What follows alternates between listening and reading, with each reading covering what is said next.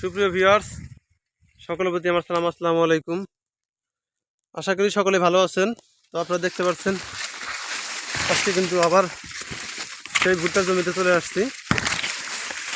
তো এখন কিন্তু ফাল্গুনের শেষ সময় এবং চৈত্রের শুরু।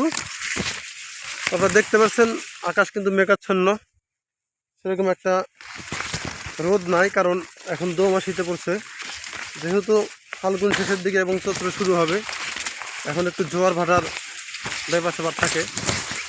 তো ভুট্টার রোপণে প্রায় 3 থেকে 3.5 মাস হয়ে গেছে। ভুট্টার ফুল এবং ফল, অর্থাৎ পুরুষ ফুল এবং স্ত্রী ফুল এবং মশা সবই বের হয়ে গেছে সম্পূর্ণরূপে, দেখতে পাচ্ছেন। তো এই সময় আসলে ভুট্টা কোনো কোনো ভুট্টাতে দ্বিতীয়বার সেচ সম্পন্ন হয়েছে এবং কিছু কিছু ভুট্টাতে কিন্তু তৃতীয়বার সেচ সম্পন্ন হয়েছে।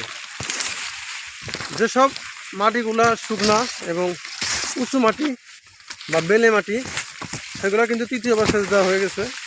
আর যেগুলো দোআঁশ মাটি এবং মাটিতে রস আছে, সেগুলোতে কিন্তু দ্বিতীয়বার সেচ দেওয়া হয়েছে। একই সময় ভুট্টা কিন্তু কোনোটা 2বার সেচ, কোনোটা 3বার সেচ, এই হচ্ছে বিষয়। আর জমিতে কিন্তু সার পানি দেওয়া শেষ। তো আল্লাহর রহমতে ভালোই কিন্তু এইবার আসলে একটা ভুট্টা। তো এইবার কিন্তু ভুট্টা বীজে একটা সিন্ডিকেট হয়েছিল, আপনারা সবাই জানেন। যারা প্রথম দিকে ভুট্টা রোপণ করছে তাদের আসলে বীজগুলো একটু খারাপ ছিল।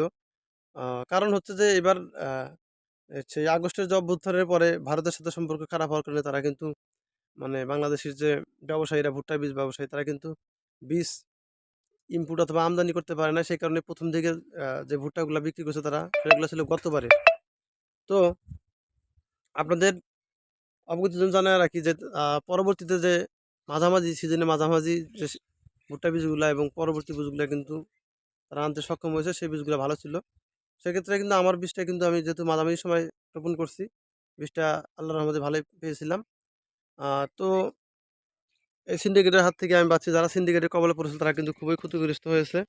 তো দেখতে পাচ্ছেন এখন কিন্তু ভুট্টার পুরুষ ফুল এবং স্ত্রী ফুল এবং যেটা ফুল এবং ফল যেটা বলেন, সম্পূর্ণরূপে বের হয়ে গেছে। তো ভুট্টার জমিতে সার পানি দেওয়া শেষ। তো এখন আমাদের যেটা করণীয়, আসলে এই সময়টাতেও কিন্তু ভুট্টার পাতা কিন্তু ভাঙা যাবে না, কারণ আর একটু পরিপক্ক হতে সময় দেওয়া লাগবে। তো আমি আপনাদেরকে এই যে এই পাশে দেখাই, এর আগে যে আমি পাতাগুলা নিয়েছিলাম, শুধু গোড় থেকে যেগুলো পাতা মারা যায় 2-3টা পাতা, সেগুলো নিয়েছিলাম। তো এই যে দেখাচ্ছি, আর বাদ বাকি 4-5টা পাতা কিন্তু এখনও রয়ে গেছে।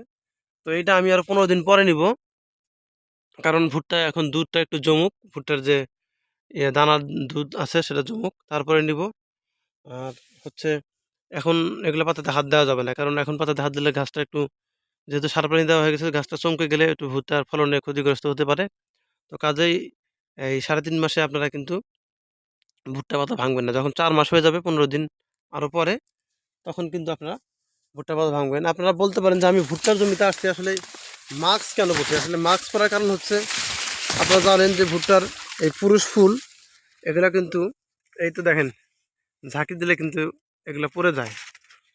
তো এগুলো পড়লে আসলেই যাদের একটু নাকে অ্যালার্জি আছে, অথবা এগুলা এই রেণুগুলা নাকে গেলে অনেক ক্ষেত্রে হাসি কাশি হতে পারে, সেক্ষেত্রে আমি কিন্তু সেফটির জন্য তো মাস্কটা পরে নিয়েছি। এগুলো ঝাঁকি দিলে কিন্তু দেখবেন যে ফুলগুলো পড়ে যায়। তো সকলকে ধন্যবাদ। এই তো সেই বিএডিসির সেচ প্রকল্পের যে লাস্ট পয়েন্টটা আমার জমিতে আপনারা দেখতে পাচ্ছেন। আজকে কিন্তু আমার সাথে আসছে আমাদের ফারুক। ফারুক, দেখি একটু নক দিয়ে দাও তো। আচ্ছা, ঠিক আছে। ফারুক কিন্তু খুবই ভালো ছেলে। ও কিন্তু আমার সাথে নিয়মিত এই দোলার জমিতে আসে, কারণ এটা বাড়ি থেকে অনেকটাই দূরে, প্রায় 1 থেকে 1.5 কিলো দূরে। আর চারপাশে কোনো বাড়িঘর নাই, আমি আপনাদেরকে আগেই দেখাইছি। দেখুন, মানে আমি দেখাইতে পারবো না যে বাড়িঘর আছে কিনা, অনেক দূরে দূরান্তে বাড়িঘর। এই যে কাজ। তো সকলেই আসলে কমেন্ট করে জানাবেন ভিডিওটা কেমন হয়েছে, এবং কোনো পরামর্শ পেতে কমেন্টে জানাবেন। আমি আমার যে অভিজ্ঞতা সেটা শেয়ার করব ইনশাআল্লাহ। সকলের সুস্বাস্থ্য কামনা করে এখানে শেষ করছি। আসসালামু আলাইকুম, আল্লাহ হাফেজ। আর